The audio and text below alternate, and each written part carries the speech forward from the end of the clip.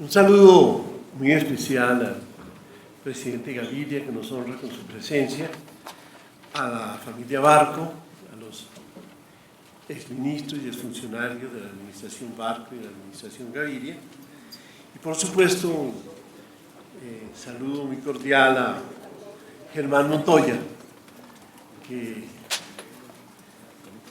también nos acompaña. Yo preparé un texto y ayer le consulté a Malcolm Dice y me dijo, no lo lea, hable y de vez en cuando, si tiene que leer un párrafo, lea, pero hable. Entonces voy a seguir su consejo y un poco para mantener la dinámica que ha iniciado el presidente Gaviria con su exposición. Agradezco mucho a Carlos Caballero y a la familia Barco que me hubieran invitado a hacer estas reflexiones.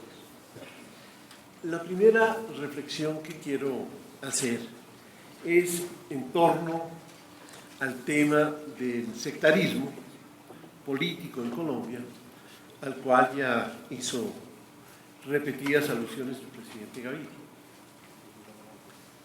El profesor Malcolm Dice, que tanto apreciamos y admiramos, escribió algún texto sobre la tradición política colombiana y con respecto al sectarismo dijo lo siguiente: el aspecto más peligroso del sistema colombiano fue la politización sectaria del pueblo, que alcanzó una profundidad y una cobertura que me parece, dice Malcolm Dice, sin rival en América Latina. Pues bien, ¿cómo imaginar que se podía dar un esquema gobierno, partidos de oposición en un ambiente de semejante sectarismo? Impensable. Es el paréntesis político que se hace en Colombia con el así llamado golpe de opinión que dio lugar al gobierno del general Rojas Pinilla, que tuvo el apoyo de todos los partidos políticos y de las fuerzas sociales, con la obvia excepción del grupo político que estaba en el gobierno, que es entendible.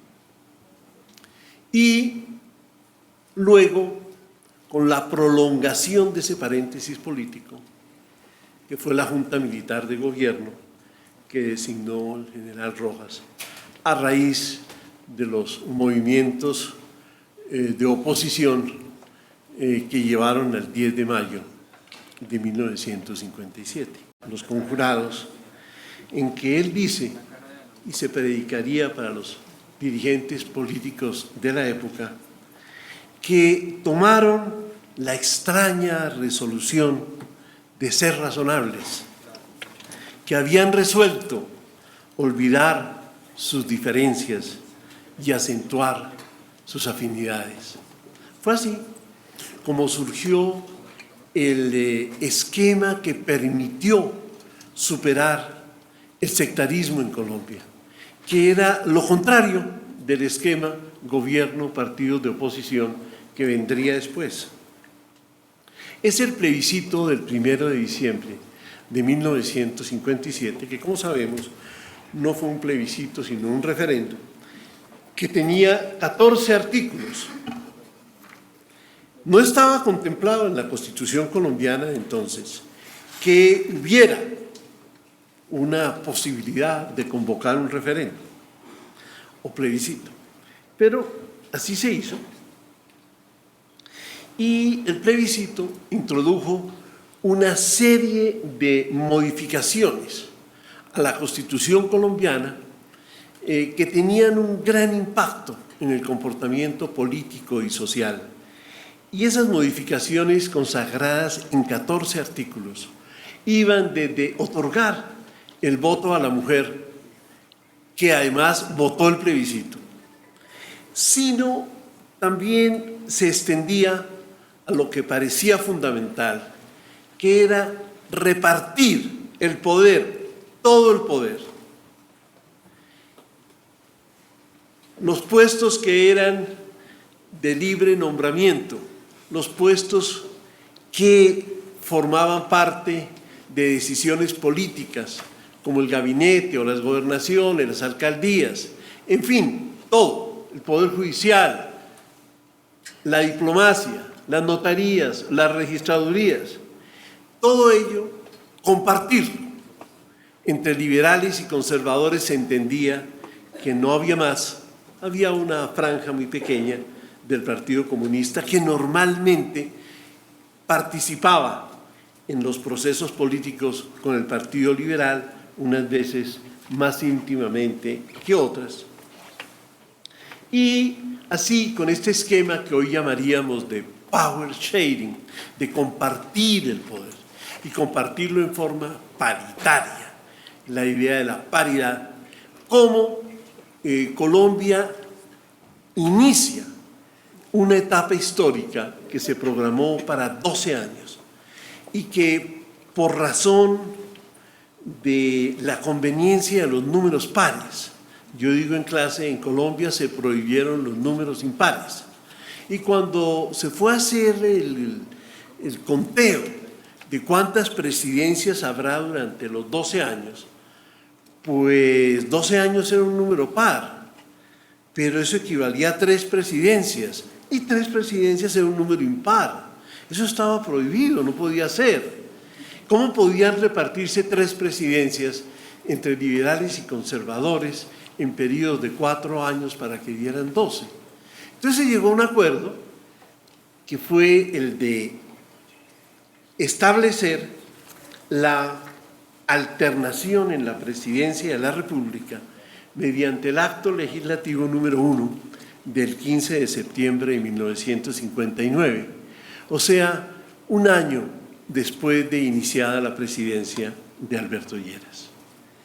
Era un acuerdo entre los partidos políticos y ese acuerdo pues había que respetarlo, era sagrado, formaba parte de ese nuevo clima de convivencia y de compartir el poder, de una responsabilidad compartida entre liberales y conservadores. Con todo, el tema de la alternación fue muy conflictivo, porque Alfonso López Pumarejo no estuvo de acuerdo. Y Alfonso López Pumarejo fue a hablar con el canciller Julio César Turbay y le dijo: mire, canciller Julio César, yo creo que tú debes renunciar a la Cancillería y encabezar un movimiento político en contra de la alternación. Julio César Turbay, pues, escuchó con el respeto que le tenía a Alfonso López Pumarejo, le dijo: presidente, yo no comparto eso, yo no estoy dispuesto a encabezar ese movimiento. Ese mismo día tenían una comida en el Palacio Presidencial, a la cual estaba invitado Julio César Turbay, pero una comida de despedida a Alfonso López Pumarejo, que había sido designado embajador en Londres. Y en la comida, Alfonso López Pumarejo le dijo a Alberto Lleras: mire, yo creo que Julio César debe renunciar y encabezar este movimiento. Y Alberto Lleras, por supuesto, que había sido pues el arquitecto principal con Laureano Gómez de las instituciones del Frente Nacional, y que por supuesto era muy cercano a Alfonso López y le guardaba admiración y gratitud, le dijo: presidente, yo no comparto esa propuesta y quiero decirle que si esa propuesta se plantea y se promueve, yo renuncio a la presidencia de la República. Porque claro, era un tema de cumplir con los pactos entre liberales y conservadores. El asunto no pasó a mayores. Alfonso López Pumarejo se fue para Londres, allá encontró su última morada, y su hijo, Alfonso López Miquelsen, encabezó el movimiento contra la alternación. Alfonso López Michelsen, había colaborado en la Comisión Institucional, Paritaria Institucional, en la construcción de las instituciones del Frente Nacional. Pero en este caso se apartó y ahí vino la creación del MRL y vino pues toda esa oposición al Frente Nacional. Hay gente que dice que no hubo oposición, que no hubo sino la manguala entre liberales y conservadores, pero no es cierto. La verdad histórica es que hubo la oposición de López Michelsen y luego hubo la oposición de Rojas Pinilla. Dos movimientos muy fuertes. Es muy importante recordar el tema del plebiscito, porque una de las disposiciones del plebiscito, el artículo 13, planteaba una cuestión que es hoy muy relevante en el mundo, es relevante en Inglaterra y es relevante en Colombia, que es el tema de si una generación le puede prohibir a otra utilizar una herramienta jurídica. El artículo 13 del plebiscito, que estoy tratando de encontrar aquí en el texto y no lo veo, decía más o menos así: en adelante, las reformas constitucionales se harán conforme a lo ordenado en la Constitución. O sea, lo que decía era: se prohíbe realizar un plebiscito de nuevo. ¿Por qué? Pues es difícil, yo trato de adivinar cuál fue la razón. Y es fácil entender que la noción de plebiscito era una noción desacreditada, era una noción que aunque nunca se había usado en Colombia y la misma palabra nos parecía extraña, tenía todo el desprestigio de la utilización que de ella habían hecho diversos gobernantes autoritarios en el mundo, desde Napoleón III hasta Hitler. Y entonces, claro, uno entendía que dijeran: mire, el plebiscito una vez porque estamos nosotros aquí, lo manejamos con sensatez, con responsabilidad, pero eso no es para que lo usen todos los días. Entonces lo mejor es que no se vuelva a usar. El tema es de enorme importancia, porque, y a ello aludió el presidente Gaviria, pero yo voy a hacer algunas precisiones, a poner unas notas de pie de página.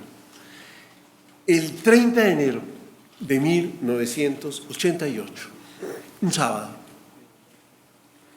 nos reunimos con el presidente Barco, el presidente Gaviria, que ya era ministro de Gobierno, yo era ministro de Comunicaciones. Manuel José Cepeda, como lo mencionó el presidente Gaviria, estaba en su casa, pero nos había entregado un documento que había preparado con las jurisprudencias de la Corte Suprema de Justicia sobre las salidas constitucionales que podrían ser viables. Eso que Álvaro Gómez, como lo recordó el presidente Gaviria, llamó un memorándum para asaltar la joyería. Alguna vez me encontré con Álvaro Gómez y Rodrigo Llorea en un café en el norte de Bogotá, charlamos un rato, y entonces me recordó el memorándum para asaltar la joyería. Entonces yo le recordé que él había sido presidente de la Asamblea Constituyente, que fue donde asaltaron la joyería. Muy bien, entonces, ese sábado, por lo menos desde las 9 de la mañana, tuvimos una reunión muy intensa con el presidente Barco sobre el tema. Y el tema era si se convocaba o no. Fíjense ustedes esta rareza. Si se convocaba o no un plebiscito para derogar el artículo 13 del plebiscito que prohibía el plebiscito. ¿Cómo les parece el galimatías? ¿Por qué? Porque era la manera de abrir la compuerta para que se pudiera, quizás vía un plebiscito, hacer unas reformas institucionales que estimábamos indispensables para la gobernabilidad de Colombia en ese momento. Alfonso López Michelsen había fracasado en la asamblea constitucional que le aprobó el Congreso, que buscaba dos reformas, una reforma en la justicia y una relativa a la descentralización.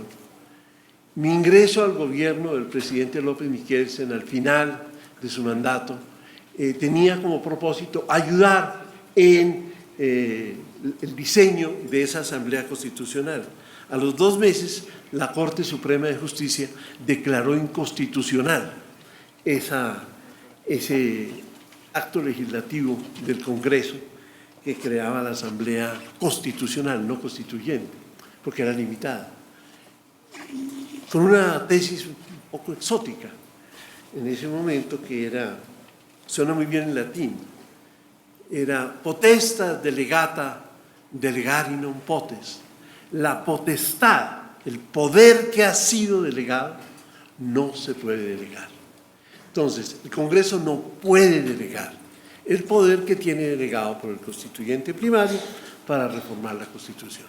Ahí murió el esfuerzo, yo quedé sin oficio y bueno, hice unas tareas de otro corte para el presidente López. Pero ahí fracasó un gran esfuerzo, yo diría que todavía pendiente, justicia y descentralización, que luego retomó el presidente Turbay, hizo una reforma constitucional y al año de la vigencia de esa reforma, la Corte Suprema de Justicia la declaró inconstitucional.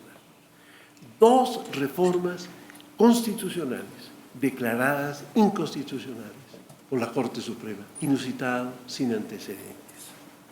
Y luego, en el gobierno de Belisario Betancur, él hizo el mismo intento y no lo pudo lograr. Y entonces ya llegó el gobierno del presidente Barco y Manuel José seguramente va a adentrarse en ese tema. Y pues aunque esa no era la intención inicial, por el camino era evidente que lo que Mario Latorre llamó con una expresión prestada de los analistas políticos franceses, vivíamos una sociedad bloqueada, una sociedad que no se podía mover.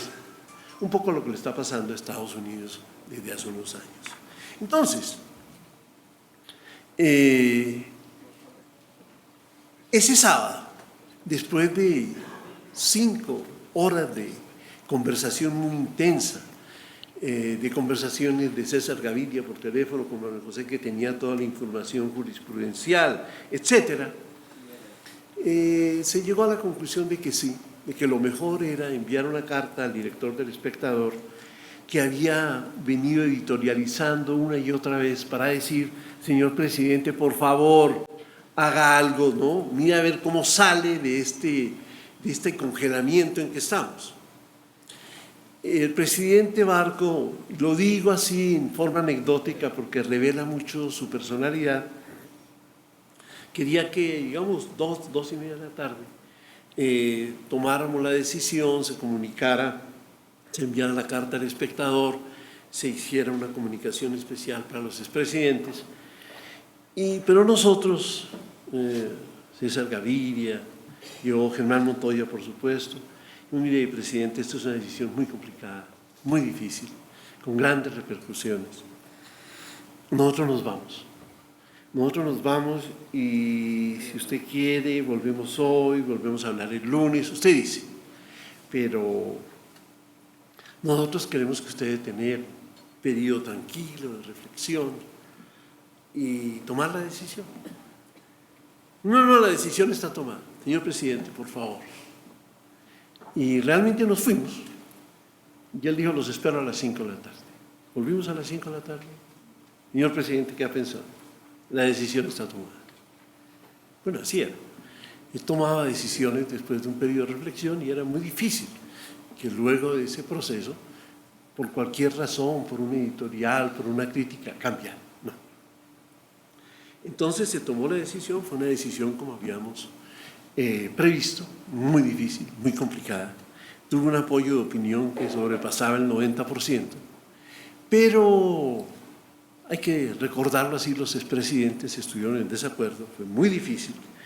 Y digamos que ahí, en ese momento, en ese sábado, se desató el proceso que llevó a la constituyente de 1991.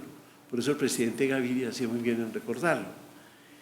Y ese proceso llevó a algo que quiero destacar mucho, que es cómo, estando ya en el esquema gobierno-partido de oposición, estando en una relación muy compleja y muy difícil con el Partido Conservador, yo como ministro fui vetado por el Partido Conservador.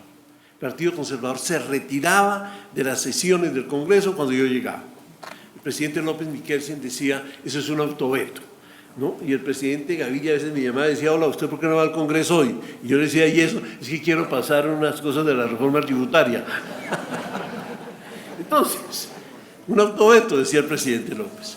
Bueno, no obstante esa situación, obviamente, si se trataba ya de entrar en un proceso de reforma de la Constitución, vía un plebiscito o vía una asamblea constituyente, no sabíamos. El presidente Barco convocó al presidente Pastrana, que era su principal contradictor, y le dijo, bueno, trabajemos esto mancomunadamente, que es lo que corresponde en un esquema gobierno-oposición, en el cual, como tantas veces dijo el presidente Barco, hay una distinción esencial entre gobierno y administración. Una cosa es que el gobierno, es decir, el gabinete, sea del Partido Liberal, y otra cosa es que la administración sea también del Partido Liberal. Por supuesto que no. Y otra cosa es que las gobernaciones sean del Partido Liberal. Por supuesto que no. Y que las alcaldías sean del Partido Liberal. Tampoco. Y que las embajadas. Tampoco. Que los institutos. Mucho menos. Que el Banco de la República. Pues no. Y no obstante, esa concepción tan generosa, que solamente buscaba dar el salto del sectarismo político, después del paréntesis que permitió hacer el Frente Nacional, y luego del superparéntesis del Frente Nacional, que duró del 58 hasta el 74, y luego se prolongó hasta el 86, pues por favor, el presidente Barco toma una decisión audaz, riesgosa, que es la de entender, puedo explicar muy rápidamente cómo fue el proceso, que el Partido Conservador no participaba en el gobierno. No por decisión del presidente Barco, que tenía prohibición constitucional, no se podía dar ese lujo, así hubiera ganado ampliamente las elecciones. Fue la victoria liberal con una mayoría más grande hasta ese momento. Pero el artículo 120 de la Constitución, que no tengo para qué leer, le ordenaba al presidente darle participación adecuada y equitativa al partido que lo siguiera en votos. El presidente Barco interpretó esa participación adecuada y equitativa en un gabinete realmente de 12 ministros, porque 13 era un militar, que el Partido Conservador debía tener 3 ministerios: desarrollo, salud y comunicaciones. Y para ello designó 3 distinguidos conservadores. El Partido Conservador, antes de la posesión del presidente Barco, dijo, no se tome el trabajo de nombrarlos, no participamos en su gobierno. Pero el presidente no se podía dar ese lujo. El presidente dictó el decreto nombrándolos. Y el Partido Conservador sacó una nueva declaración muy rápido diciendo, no aceptamos los ministerios. Pero después resolvió que no aceptaba las gobernaciones, que no aceptaba las alcaldías, que no aceptaba las embajadas, etc. Pero bueno, dejemos eso así. Lo que quiero resaltar es que después de ese esfuerzo por superar el sectarismo, el presidente Barco hace un intento muy audaz, muy arriesgado, de ver si podemos mostrarle al país que el sectarismo se acabó. Y pasados esos 4 años, y hasta la fecha, es evidente que el sectarismo liberal y conservador se acabó. Y fue una gran cosa, es decir, no tenemos cómo resaltar y agradecer que ese sectarismo, que fue responsable de tanta violencia y tantos horrores, se haya acabado. Pero ahí no termina el trabajo del presidente Barco.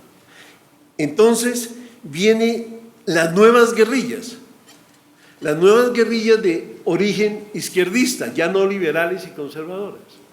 Y el único intento exitoso de llegar a un acuerdo de paz con algunas de esas guerrillas, M19, PRT, Corriente, Renovación Socialista, Quintinlán, etcétera, es eso que describió también el presidente Gaviria, es ese esfuerzo conjunto entre la administración Barco y la administración Gaviria, que permite no solo que entren al gobierno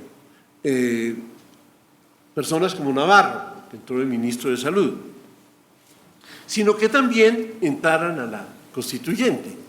Yo debo recordar que el M19 obtuvo la primera votación para la constituyente.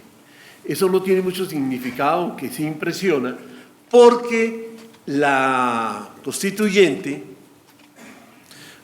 la constituyente concurrieron los partidos políticos liberales, conservadores, Nueva Fuerza Democrática, divididos. El partido M19, Alianza Nacional, llegó unido, entonces obtuvo esa votación, pero es impresionante que hubiera obtenido la primera votación. Y en número de curules sabemos que obtuvo el segundo número de curules después del liberalismo. Superó a las fuerzas que representaban al conservatismo. Eso no es cualquier cosa, porque el M19, comparado con las FARC de hoy, yo diría que era una guerrilla minúscula. Entonces,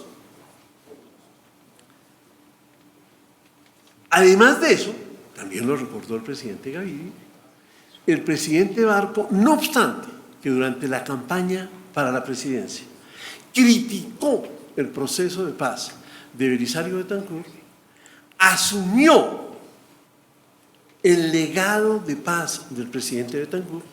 ¿Qué quiere decir el legado de paz? Asumió el cese de fuego bilateral. Lo primero que hizo Belisario Betancur en el acuerdo de 1984 fue un cese de fuego. Es decir, comenzó por el final. Eso lo asumió el presidente Barco. Se fue rompiendo, una emboscada en Caquetá y otros problemas. Asumió la participación del partido político de las FARC, la Unión Patriótica. Le dio la bienvenida a la Unión Patriótica en su discurso de posesión. Y el esquema gobierno-partidos de oposición no se entiende, además, si no se toma en cuenta el hecho político enorme, descomunal, de que había una representación de una guerrilla que no se había desmovilizado, las FARC, en el Senado y en la Cámara. Iván Márquez, el negociador de hoy, era representante a la Cámara en nombre de la Unión Patriótica. Debo decir que fuimos claros en reconocer que el esquema gobierno-partidos de oposición, había que ponerlo en plural, porque la oposición no iba a ser únicamente la conservadora, sino la de la Unión Patriótica, era una garantía para la incorporación política, para la participación política de las FARC, que había negociado con el gobierno del presidente Betancur, tuviera la certeza de que eran bienvenidos y de que el esquema precisamente era para ofrecerles escenarios, garantías, herramientas de oposición. Fue un infortunio que eso no se hubiera podido consolidar. De manera que al tiempo que se supera ese tipo de sectarismo, el presidente Barco inaugura el primer éxito para acabar con esa nueva forma de insurgencia en Colombia, que fueron las distintas versiones de guerrillas de izquierda. Y ese único éxito es el que se complementa hoy con el acuerdo con las FARC.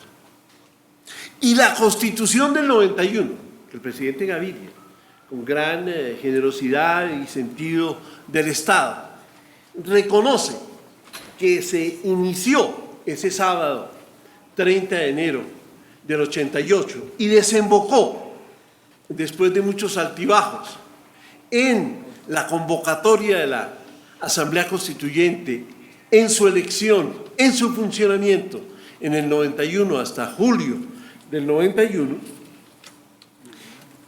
esa Constitución es denominada un tratado de paz.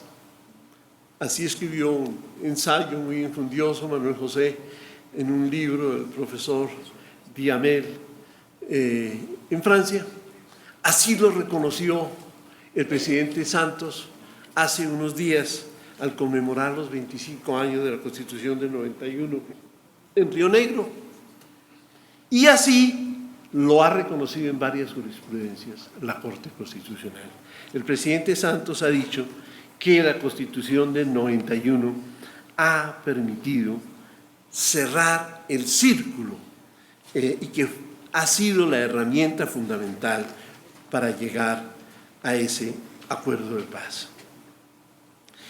Pues hagamos alusión muy rápida a lo que significó, qué sentido tenía hacer un esquema gobierno-partidos de oposición, si era tan cómodo. Civilizadamente se transmiten por la vía de la política, del Congreso. Es que el esquema gobierno-partidos de oposición es la sustitución de la violencia. Ese era el sentido, ese es el sentido.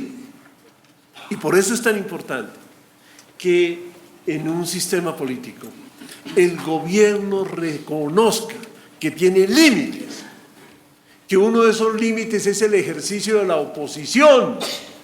Y es también tan importante que la oposición reconozca que tiene límites frente al gobierno, que no puede desbordarse, que no puede ir más allá, que también tiene límites. Y es ese juego gobierno-oposición lo que garantiza que los opositores de hoy puedan ser los gobernantes de mañana y los gobernantes de hoy los opositores de mañana, dentro de esas reglas de tolerancia, respeto mutuo y reconocimiento de los límites.